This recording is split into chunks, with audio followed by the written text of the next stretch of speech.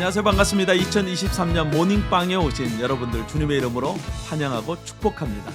지난 일주일 동안 금식 기도를 하느라 모닝빵 촬영을 하지 못했습니다. 오늘부터 다시 여러분들과 함께 매일 아침 하나님의 말씀을 나누며 힘차게 하루를 시작하기를 소망합니다. 2023년 1월 우리에게 주시는 하나님의 말씀은 민수기 말씀이지요. 민수기는 구약성경 네 번째 책이고 하나님께서 모세를 통해서 기록하도록 하신 말씀이에요.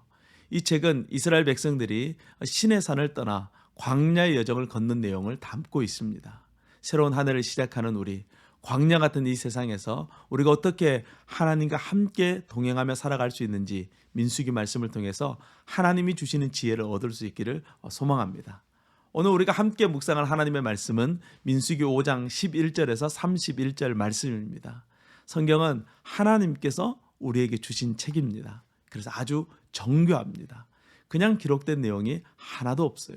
성경의 구조만 봐도 우리는 하나님의 세심함을 엿볼 수 있습니다. 민수기는 1장에서 25장, 26장에서 36장 두 부분으로 나누어지고 이 두 부분은 서로 대칭을 이루고 있습니다. 1장에서 25장은 출애굽 1세대인 부모 세대에게 주신 말씀이고 26장에서 36장은 출애굽 2세대인 자녀 세대에 대한 말씀을 다루고 있는데 그 주제가 13개로 각각 동일합니다. 그런데 이 13개의 주제 중에 하나님께서 여성에 대한 주제를 다루고 있습니다.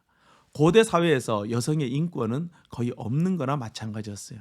하지만 하나님은 이 13개의 주제 중에 하나를 여성의 인권과 관련된 주제를 말씀하심으로써 당시 사회 속에서 약자에 속한 여성에게 관심을 가져야 됨을 말씀하고 있습니다.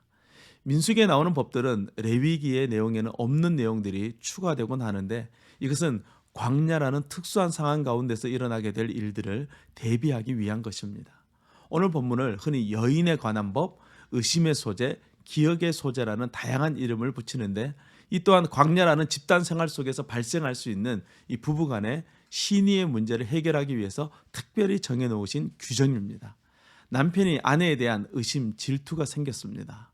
본문의 흐름을 보면 단순한 의심이라기보다는 아내가 임신을 하게 되고 이에 대한 남편의 의심이 생긴 것입니다. 하나님은 이러한 경우 제사장을 찾아가서 의심의 문제를 해결할 수 있도록 하십니다. 이것은 매우 중요한데 남성 위주의 사회에서 가장은 가족의 운명을 결정할 수 있었습니다. 하지만 하나님은 이것을 허용하지 않으시는 거죠. 왜냐하면 이스라엘의 모든 사람들은 하나님의 소유이기 때문입니다. 그래서 반드시 제사장을 통해서 판결을 받도록 정하신 것이에요. 당시에는 아직 사법제도가 형성되지 않았기 때문에 제사장이 이러한 사법권도 가지고 있었던 것입니다.